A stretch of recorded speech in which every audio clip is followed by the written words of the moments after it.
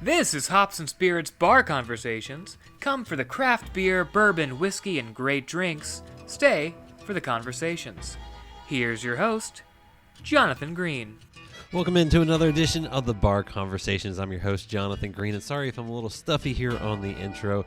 It's that wonderful time of year where, seasonal allergies, maybe even just the cold are going around, and, it's been a little harder for me to enjoy a beverage or two, or at least get that full flavor, but I hope your week is going well. I hope you're having a good time, and I hope you're not dealing with all of this loveliness that I've got going on right now. But we do have a lot of fun in this episode, though, for you. We talked to Nate Bergman, who's got a new album dropping here soon for our conversation. And on our tasting notes, we welcome in a new contributor. You might know him as 911 Bourbon on Instagram and some other social media platforms, or you might know him as Mikey. But he talks about how he got into whiskey and also some do's and don'ts as well, as far as things you need to watch for scammers out there. So it's a lot of fun. It's a really cool episode. I hope you enjoy it. And let's not waste any more time and get to the show. It's almost time. Where did I put those? Here they are. It's time for tasting notes. Joining us here for a tasting notes and making his debut here on the podcast is Mikey, better known as 911 Bourbon. Welcome in. Hey man, thanks so much for having me. I greatly appreciate it. Well, I really appreciate you hopping on here, and since we want to get folks to know who you are, I guess my first question is how did you get into whiskey and all this fun stuff? I think I kind of got into whiskey and bourbon a little later into the game compared to most people in the community. Really didn't get into it much until like after college, right? Granted, like we'll always have like maker shots at the bar and stuff like that, and we always felt like there was upper class there getting makers at the bar. But no, to be honest with you, I got married in 2016. And my groomsmen gifted me a bottle of Blanton's, and I was like, "What is this?" It's like, this is really cool, And I don't even think then like they knew what it was. They just thought it was like just a fancy bottle, right? So I was kind of like looking into it and just went down the rabbit hole from there. Next thing it's like, got to get on the Pappies, the B tags, yada yada. Still working on collecting all my horses, right? But that specific bottle of Blanton's, that one's never getting open. That stays in the back of the bar there. So. That's just kind of how it all started. Well, and then obviously, with anything, people dive deeper, get into different things. What's been probably the most fun for you in this journey and getting to try different bottles and probably meet some interesting people? Yeah, absolutely. And I would say it's that, I've definitely, since starting this page, have met so many people across the U.S., from California to Maine. It's just really cool. So, we'll always do like, sample swaps with each other and stuff, and just getting to know everyone. It's been a world that I never knew existed. And now like, I really don't know what I would do without it. Like there's been so many cool relationships that I've built, just from starting, drinking whiskey. It's been really awesome.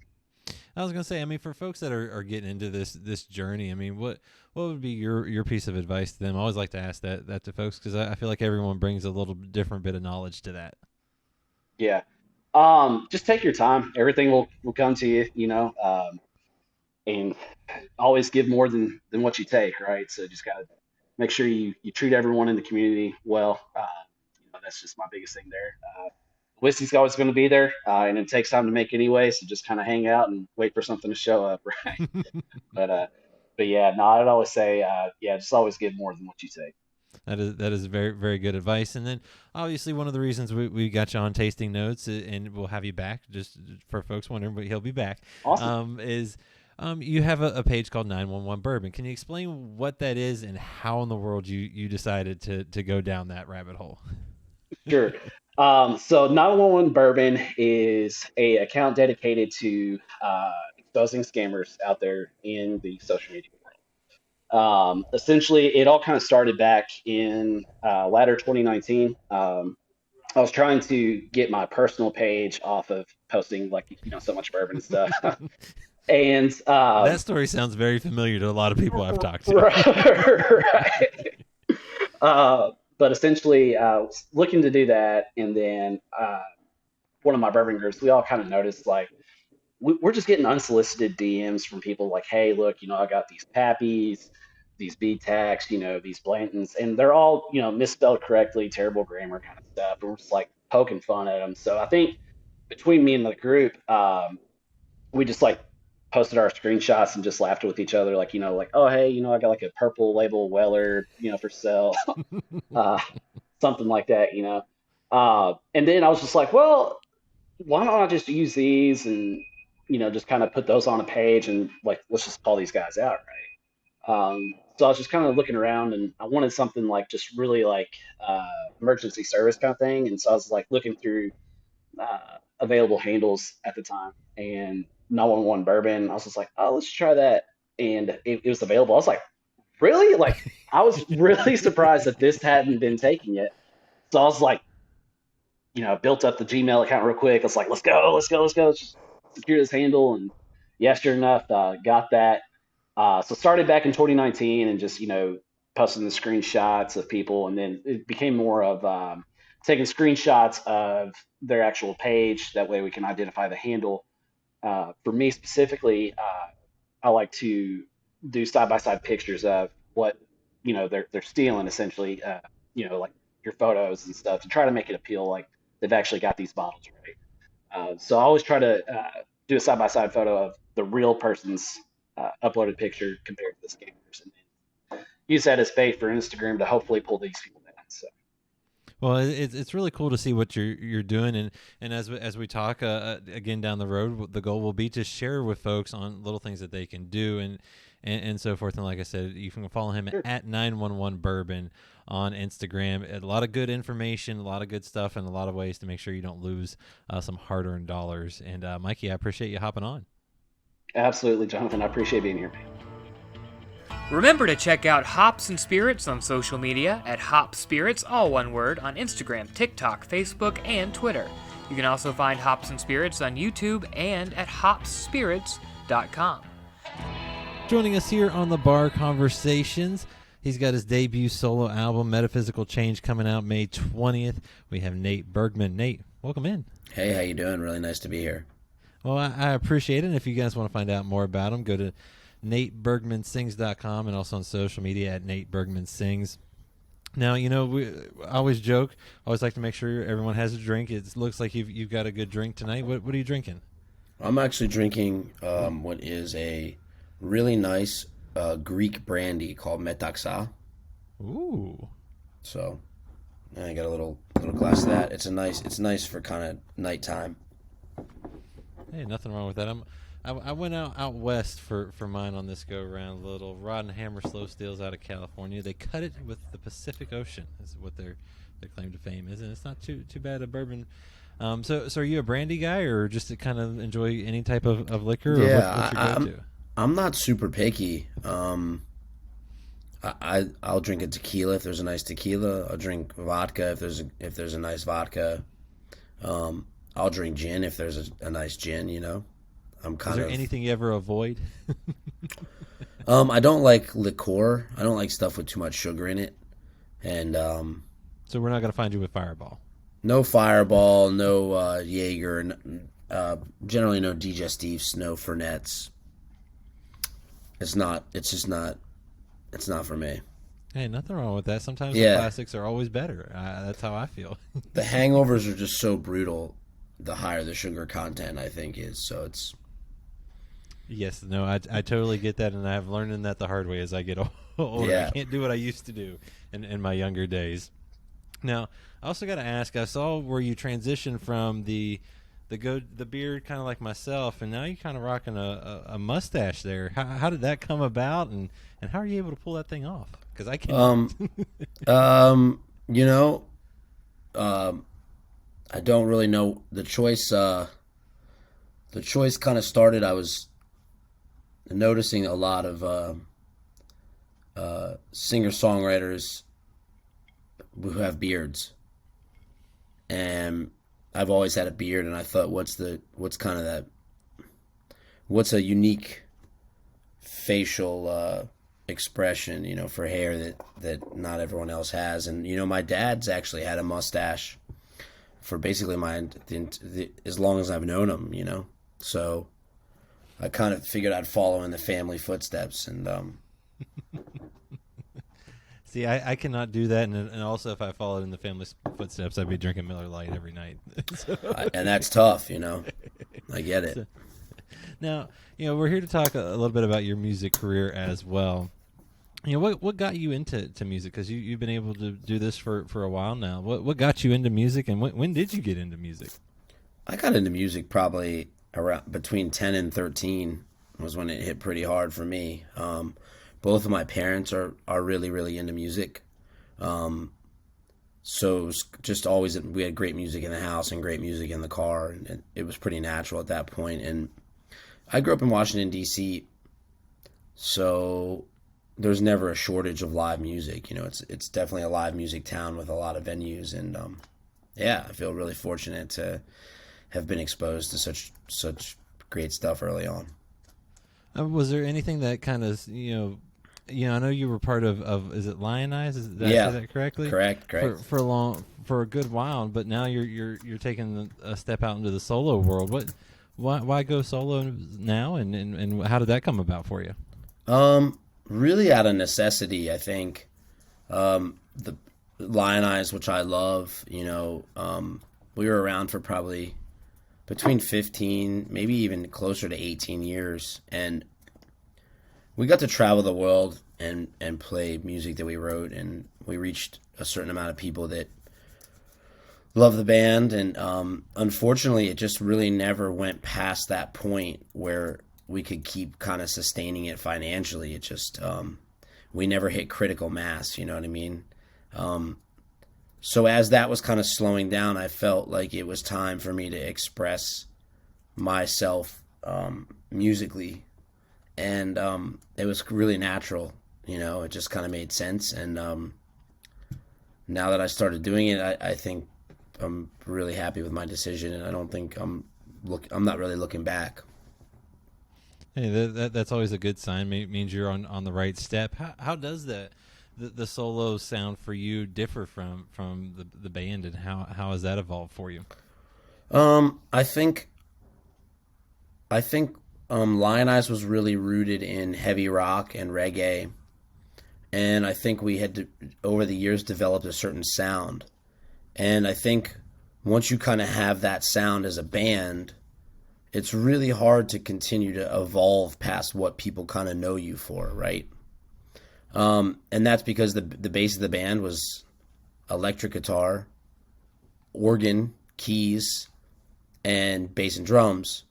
But I feel like with my solo stuff, there's no real palette. There's no real limit to the palette that I can use to create the music, because people don't know who I am yet. Blank canvas. Yeah, I have a blank canvas, and that's really freeing in the sense of like I really put a lot of different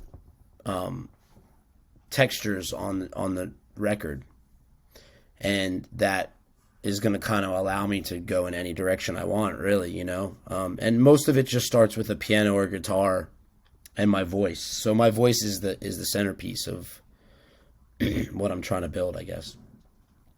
Well, I mean, you talk about growing up in D.C. I know D.C.'s a music town. You got the go-go music. Oh, wow. Everything. Okay, look at you. You know what's going on. Where are you from? I'm from Lexington, but I know I actually worked in a radio a little bit with a guy from D.C. Wow. Albie D. I don't know if you've ever heard of Albie D. But Albie D, of course. Yes. So, literally a legend.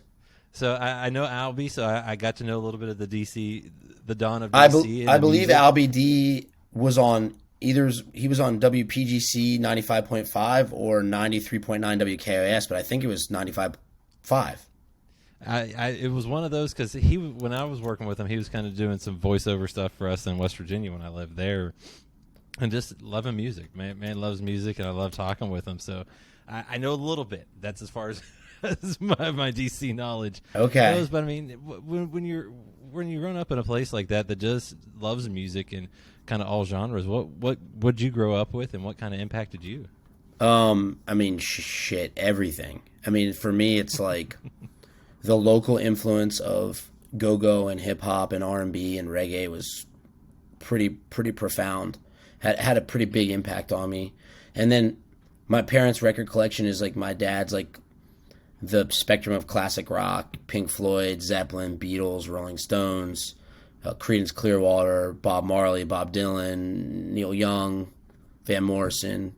And my mom is more folk music and Motown. So she had the Joni Mitchells and the Kate Bushes and the Joan Baez stuff, but also Temptations, Four Tops, Marvin Gaye, all the girl groups of the time, the Ronettes and the Supremes, and Sam Cooke. And so it's really, I guess looking back on it in retrospect, it's really strange because I think my music, what I'm doing now, really kind of represents that early influence. My parents kind of gave me everything in terms of what I do now. Well, I was gonna say, great music can transcend things. Talking to some folks recently about that. Just it doesn't matter if it's a country song or a hip hop song. If it's got good story and a good tune, it can kind of go across genres. And sometimes when you blend them together, some fun things come about it. Yeah, I mean, it's really funny because I think all music is really a blend, right? I mean, there's nothing at this point now that's not blended from something. I mean, you have your core, you have like Irish folk music, essentially. You have classical music, Irish folk music, and the blues. And then you have music that's like specifically Middle Eastern or music that's specifically African. And aside from that, everything came out of that. So everything's a blend of those things. Hip hop, country music is blues, blues and gospel and soul. But, for a more like rural Southern audience is like where it came, So it's kind of all a blend anyway. So I think my favorite stuff anyway is such a mixture, if you think about like Pink Floyd's Dark Side of the Moon or even Run DMC or the Beastie Boys. It's like hip hop, but it's certainly rock or punk rock. So yeah, I mean, I think all my favorite stuff is some kind of weird blend. Well, and like you said, it's good music, and you've been in the music industry a while, with Lion Eyes, and now going the solo route. What's that journey been like for you, to kind of just seeing how the industry has changed over time too? Yeah, I mean, it's really, I guess it's kind of funny for me because my band Lion Eyes started really like post record label golden era of like the 90s and pre-internet age. So somewhere in that weird mixture. Mm-hmm. And I think that also has a lot to do with why it didn't reach as many people as I thought it kind of deserved to at the time. And the journey for me has been great. I mean, I would do something else if I didn't. You hear people bitch about it, right? And it's tough, but what industry isn't tough at this point? I mean, everything's changing. If you're a truck driver, it's changing. If you're an auto mechanic, it's changing. If you're a doctor, it's changing every day. And I think with things like automation and AI, I feel like pretty soon, like, I guess you'll go to a barber shop and a robot will cut your hair. But I've heard a lot of the music that is being made by AI at this point, and I'm still think we're quite some time away from them replacing humans. So for me, it's like, I love this job. I love meeting new people. I love traveling. And I love the idea that I get to wake up in the morning and kind of decide what my day looks like in terms of creativity. Well, it's a perfect outlet for that, and you've been able to work with legends. I mean, you toured with Lee Scratch Perry and others. I mean, what's that been like working with some of those folks? So insane. It's really crazy because at the time working with Lee Perry was really difficult. At the time, I think I was really frustrated with the experience. He was very hard on us. He was very hard on us as a band, as a backing band. And I guess So I will tell a real quick story about Okay. the first time working with him. That was one of many insane instances. So we opened up for him at Sonar nightclub in Baltimore, Maryland. And we were the opening band. And after the set, his wife, who's his manager, came up to us and she said, Lee loved the set and he wants to know if, like, in 2 months from now, if you can be his backing band. Like, can you be his backing band and you can open the shows as Lion Eyes? And we were like, of course. I mean, what an honor. So they send us, a set list. And they send us the set list, so we're rehearsing every day, getting it real tight. And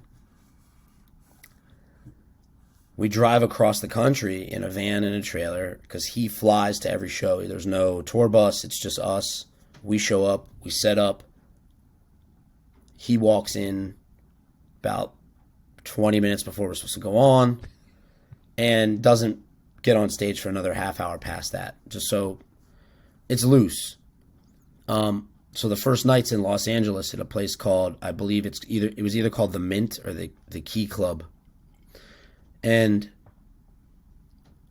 we're there early, we set up, sound check, everything's cool, we're in the dressing room. And his agent comes in and introduces himself to us. She's like, hey, thanks for coming out. This is great. We're excited for the tour. And meanwhile, the tour's 2 legs. It's 2 months long. And a couple hours goes by, and it's probably 11 o'clock, and the guest list for the show is insane. It's Benicio del Toro. It's Henry Rollins. It's all these who's who in Hollywood and music are there to see the legend Lee Scratch Perry, and we're the backing band and the opener.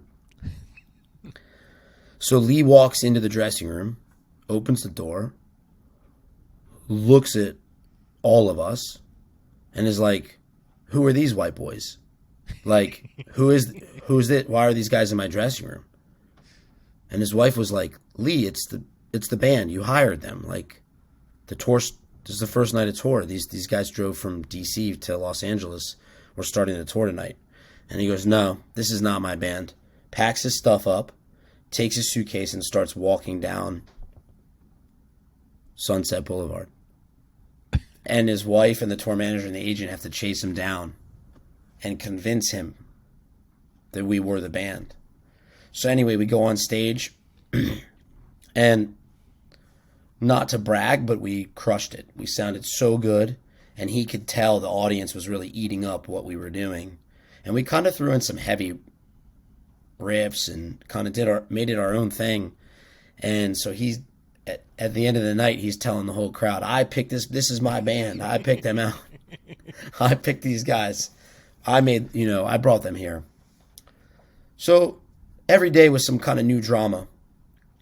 And he was getting meaner.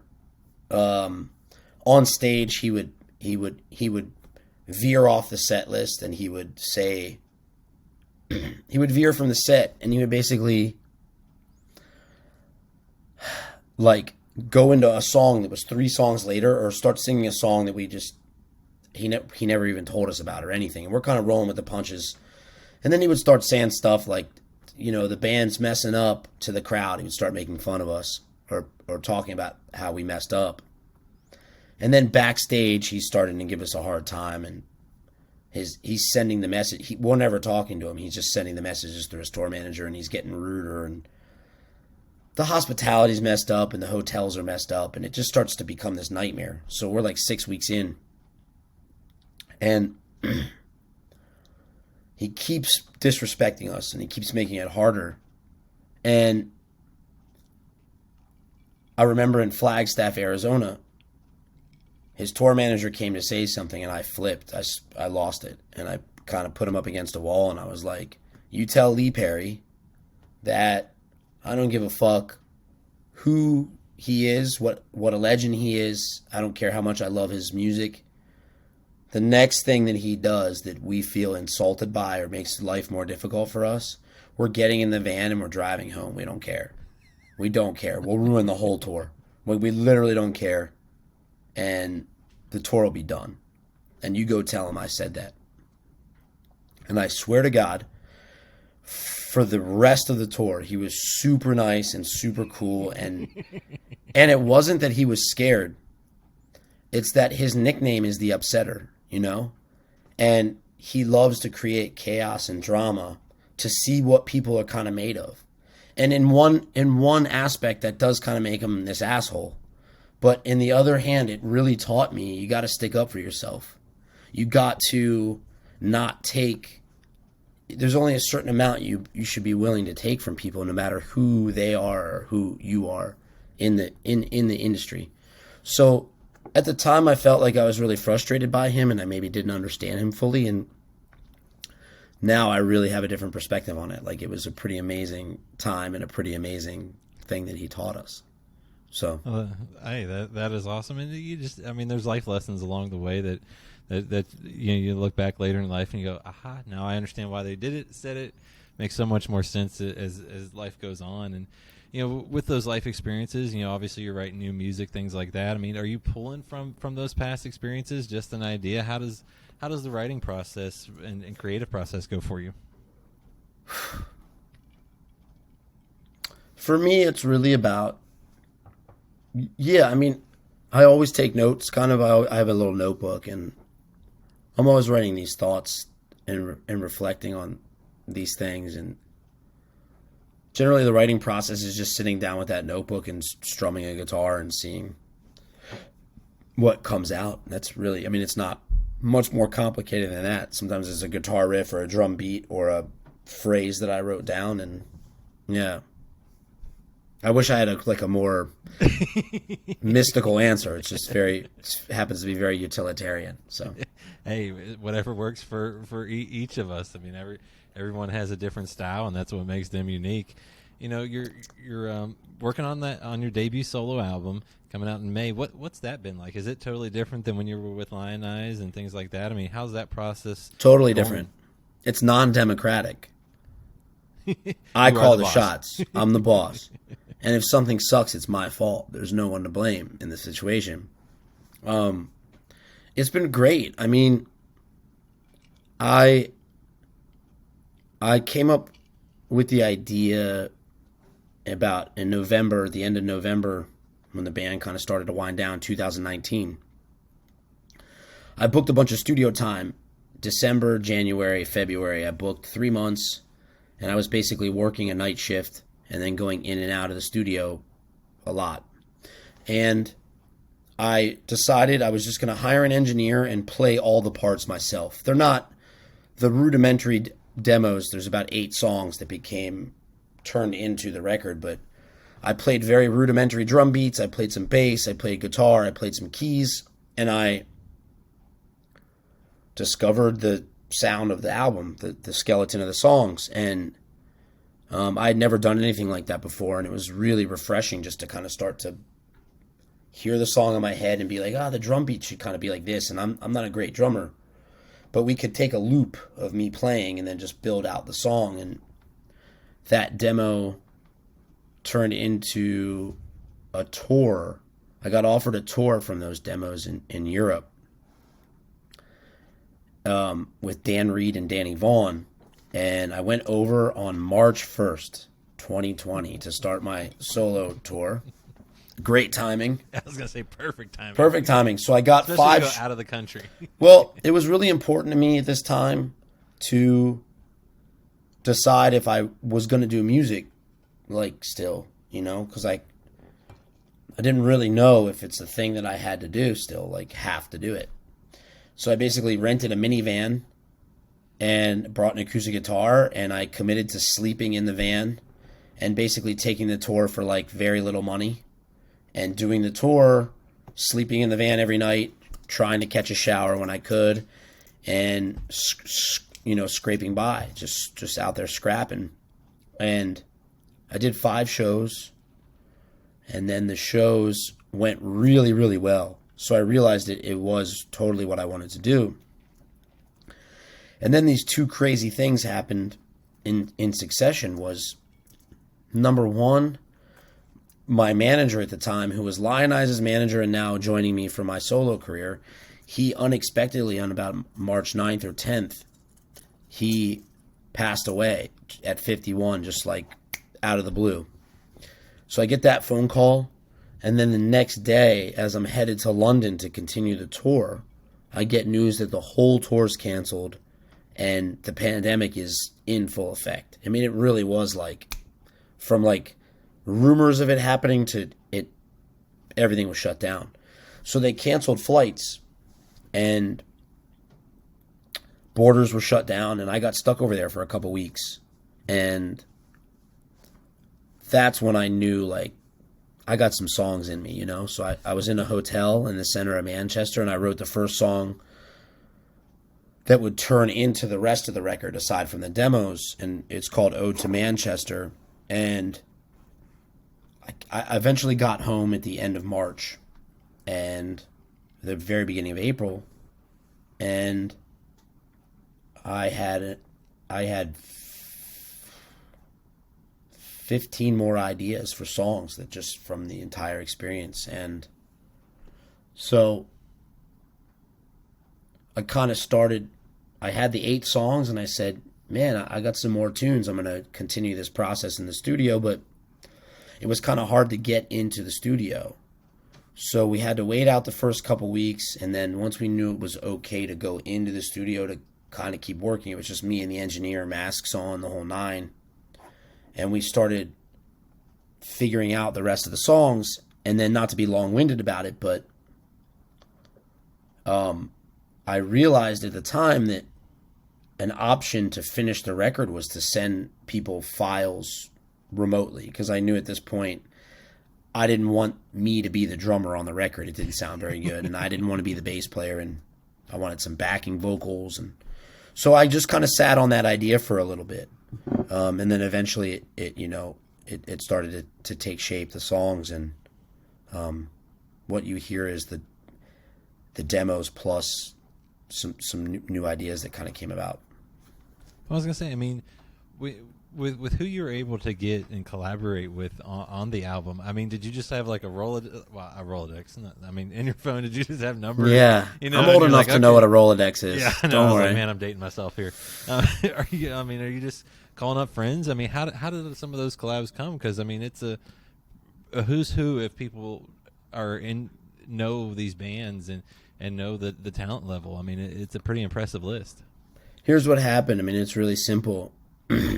I was looking for a new manager, and it kind of came about organically through a friend of a friend of a friend, that this guy Paul Clegg, who I've known for a long time, he's a manager, and he's ready to take me on to help me kind of figure things out. And he knew my previous manager, Brian, who passed away, and basically he played the demos for a couple people, sent them to people, and then people started sending it to other people, and then those people kind of chimed in and said, hey, I'd love to play on this. So Paul could kind of see that people were interested, so he just started asking a lot of people he works with and has worked with in the past, and unanimously everybody came back and was like, I want to play on the record. So from basically the worst point of my life musically up until now to having, Frank Iero and, Tucker Rule and Travis Stever and Mike Ward played. He wrote Mike Ward wrote all the licks for the Wallflowers, I mean, he's a guitar genius, and he's on my record. And it's, I hit up, at the time, he wasn't even my friend, but I started to get emboldened, I think, because all these people were on the record. So I hit up Tyler Bryant, who I kind of loosely knew. And I said, hey, man, you want to play on this record? And he sent back Highway Friend, and it was some of the best guitar playing I've ever heard. I mean, some true geniuses on the record, and some people some Rona Rawls and Deborah Bond, who sing backups on the whole record. I made the demos with them, and I never even dreamed we would put this whole record together. We got real string section, and Todd Bean, who played with Lucero for years and now plays with Chuck Reagan. He's one of the best pedal steel players in the world. Plays pedal steel on it. Britt Turner from Blackberry Smoke plays drums on a song. Dan Pugsley from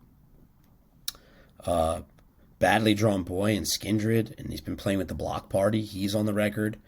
Per Viberg from Opeth and Candlemass, and it's crazy. Well, I mean, not to name drop, but that's a serious guest list. That's what I mean. It's awesome, and I feel like your maybe unofficial mantra is, it's never gonna work, but it works. And how is that? How does it work? You know who coined that is Jeff Rickley, the singer from Thursday, who's been a big advocate and a great friend. On paper, it sounds insane, right? It sounds crazy, but I think going back to the original thing we were talking about, which is like we all love music that has these blends of other things we love. So why wouldn't it make sense to just get these killer people on a record and serve the song, which is that, they're not, Frank Iero's not playing a My Chem ripoff.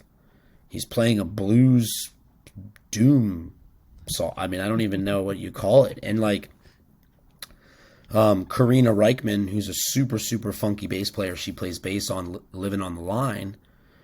I mean, she plays like a super melodic Flea, Red Hot Chili Peppers country bass line. I mean, I don't know.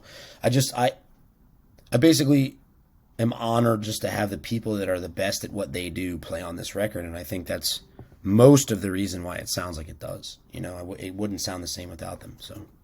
Well, and I think it's a testament to what you were able to work up as well. And, the album's called Metaphysical Change.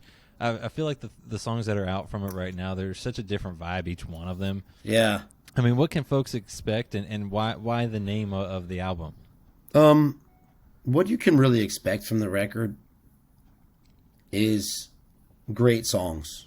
I think it's just a record that has great songs on it. Much like, I think, I'm not comparing myself at all to the Rolling Stones, but when you listen to like a record like Sticky Fingers, it's got country, it's got blues, it's got rock, it's got soul. And I think at the heart of it, it's a soul record with those different blends. And the name really comes from a big inspiration to make the record was the first time I had ever tried DMT, which is an incredibly powerful psychedelic drug. And it really gave me a vision and a clean slate creatively on how to approach this thing. And it's a line from the song Living on the Line. And the chorus is, living on the line, almost running out of borrowed time, metaphysical change, almost couldn't leave this astral plane. And it's just about changing your perspective to move forward. It's you gotta change perspective. I had to anyway. I was gonna say, I mean, you're going from a band that was kind of doing one thing, and now you're out on your own, and you're also out on tour with the Clutch. What's that been like? I heard you even had to fill in at times. Oh, okay. So I was out on tour with Thursday and Cursive, and Norman Brannon from Texas Is the Reason was playing guitar for Cursive and got COVID. So I got to fill in for 2 shows and do a few songs on guitar. Joe Saucedo also filled in. Evan, their drum tech, filled in for a bunch of songs. He's a great guitar player, and it was crazy. It was crazy playing with Thursday on stage. They're such a good band, and it was much more complicated than I was prepared for it to be. But it was fun just to kind of play guitar and not worry about singing too. And then my next tour coming up, starting April 27th, I do a pretty good chunk of the U.S. with Clutch and the Sword. And Clutch is probably one of the best bands on planet Earth. So, honored to be there. I mean, besides the album and the tour, I guess my last question for you is, what are you hoping for this year? I mean, or what can folks expect from you in 2022? Shows. I'm hoping for shows, and they can expect shows. The thing is, at this point, I realize there's not a grand. I don't have a grand design.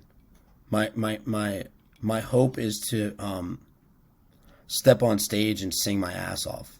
And that's it. That's my focus. That's my singular sole focus, is to write songs that I think are great, that I think people will connect with, and then just get on stage and be your for real singer. Well, I think you've got the right setup with Metaphysical Change. It comes out May 20th. As I said at the beginning, find him at NateBergmanSings.com and on social media as well. Nate, this was a blast, and thanks for sharing your Jonathan, story. thanks so much for having me, man.